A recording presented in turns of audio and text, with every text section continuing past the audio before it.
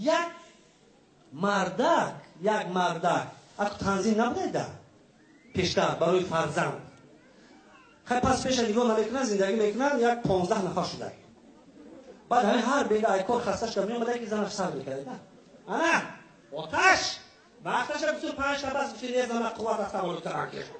نگیره کنم چکار میکنی 15 نفر پولی دفتر نوشته قلم کتاب مردک هر روز میاد همین گپا میشنوه دلگیر شده است یک اهمیت داده که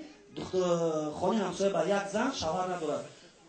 گفته هوای من زن دوم نیکو کرده میگیرم ای غروری زن خرید گره خوش خلاص میشم این برای شما احتیاط میدونه برای هر روز هزار نکنید زن بزرگی این کرده رفته همون نیکو کرده با خواهش گفته زنک من یک ماه کمک رفته میرم پامال به خدا رفته است یک ماه پس اومده دور شده گفته زنک بازی کازن پالاژه ممکن من 2 ماه دیگه نمیام 6 ماه با هم گفته رفته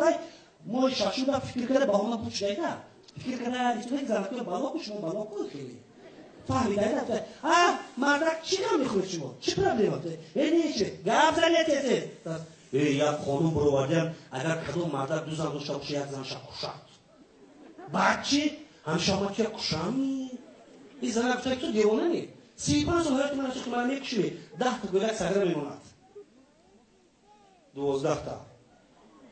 چیکار میکنی دیگه دست خیلی گپ نیست زن گفته گوش کن من نغمام داماد تو فهمیدم یک بار دیگه اثر دیوال پر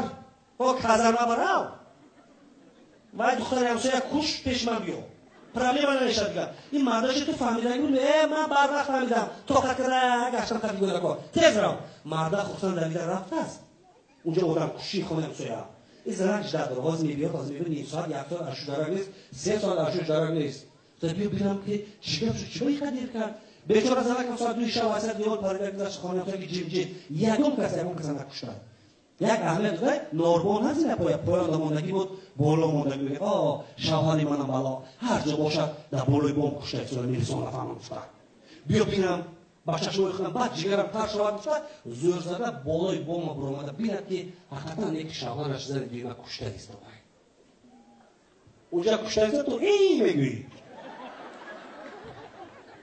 بزه کشته است تاجیکی یا نامزن بیلو عشق اشرت بویسو بیسی او تو شکر نمیزن شما الان که فهم تو چیکار رسید اونجا این زنه دیده پیر خری شد بریزه 6 ماه گم بدی آکشتنش که همی خیلی بود اول خود من نکشتی به باید کشی تو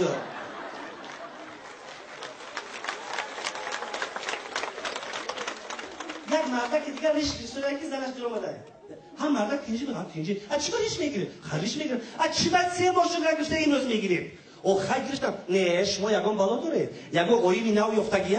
نه آخی چی کن رئیس ما گفت که ای پگارش کرد نبیم برای هوای میگیرم مایلش رئیستون گفته باشد دردی بخیر مایلش گیرید نیک خدا نکنه یکم اویوی گفته باشد بنزین کردیفته پشر میکنم مردک بیچاره ریش گشته کارخانه رفته